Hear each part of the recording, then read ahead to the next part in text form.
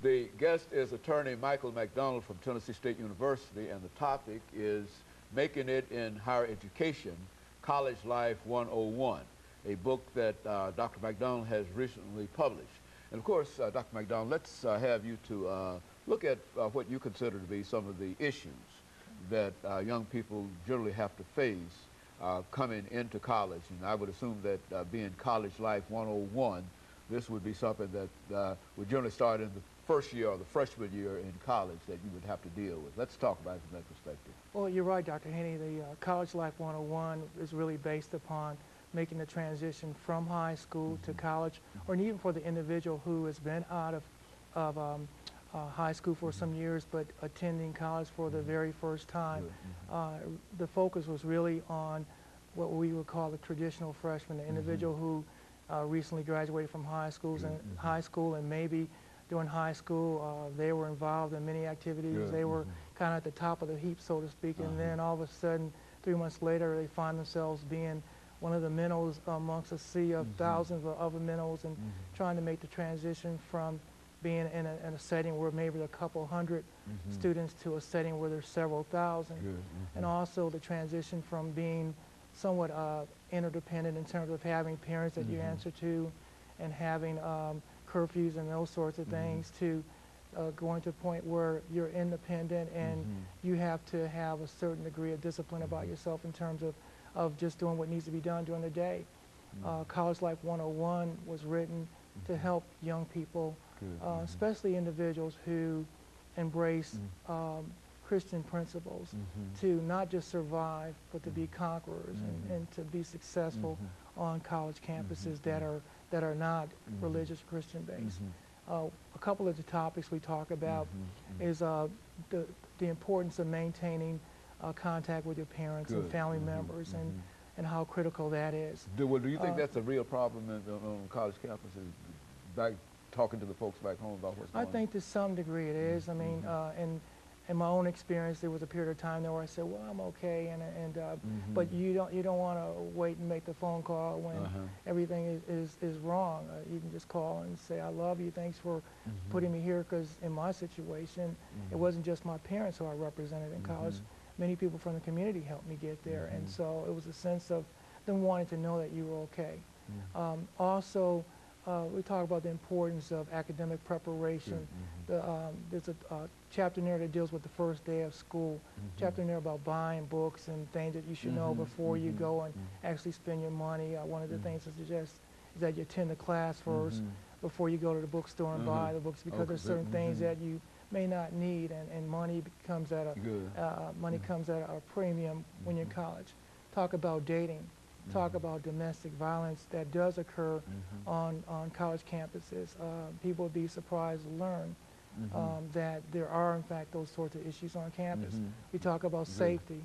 We talk about security issues. We talk about hygiene issues. We talk about fast food. We talk about the importance of having fellowship and making a connection between your relationship with God and meeting other Christians. Talk about mentoring and the importance of having an upperclassman who can kind of take you under his or her wings and to assist you. Talk about test preparation. We talk about health, healthy lifestyles, healthy living. Talk about fraternities and sororities and organizations, and the importance of keeping them in the proper perspective and waiting probably until you've got your freshman year on your belt before you even consider joining a fraternity or sorority. Talk about being off the college campus and things that you should know in terms of safety, that you don't wear your student ID or don't wear certain things because it gives an indication that you are not really a part of that setting. We talk about the buffer zones between colleges and the neighborhoods that buffer colleges, and the importance of young people understanding that once they step off the college campus, it's a completely different world. We spent some time talking about what happens if you're stopped by the police. How do you handle a traffic stop in the event the police stop you? Things that you need to know. Talk about first aid. We talk about travel. We talk about anything you can think of. We talk about credit card counseling. The importance that a lot of young people, when they first get to campus, the credit card agencies spend a lot of time targeting college people, and they don't know how to handle credit.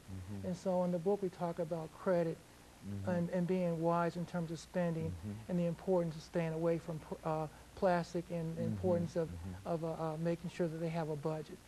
Time management, we talk about that also. Okay, and so almost it's just a practical guide in terms, and of course that's how to succeed in college and et cetera. There are over 70 different topics that we talk about in the book.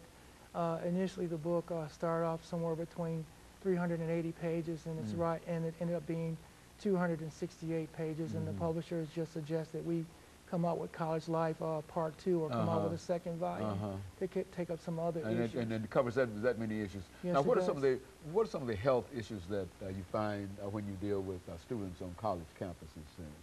Well, part of it relates, of course, to fast food, and we all we talk about that and talk about the importance of knowing what a report is when you have health department come out and they give restaurants scores.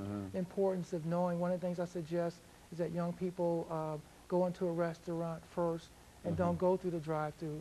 Get a sense of what the place is like, because one of the things we learn is that you can tell a place and its quality by the restrooms. If the restrooms are clean, then a very good chance that the establishment is also going to be very good. We talk about the importance of young people in terms of just hygiene, things that they can do when they're living in a community environment like a dormitory. Something as basic as, you don't walk around with, in the shower without slippers or flip-flops, something on your feet. That's a clear way to, develop athlete's foot. There are a lot of things we talk about in terms of washing your hands, and the importance of washing your hand on a daily basis. We might think anything of it, but that is one of the clearest transmissions for young people when it comes to mononucleosis and some of these other diseases or conditions that are unique to college campuses. Okay. Well, Attorney McDonald, we're getting ready for our second commercial break, and since you've talked about so many things that you've talked about, I think what would be quite interesting in the last segment is to get into some of the research that you had to do in reference to this, because you talk about hygiene, you talk about this, and et cetera, and et cetera. All of those are just a whole widespread span of kinds of places you have to go to in order to get the kind of information that you want to compact into that book. And of course, when we come back, we want to give you an opportunity to talk about your research efforts in turn, and bringing that book from where you started to a final product. And of course, we'll be back with our audience following this very, very short commercial break.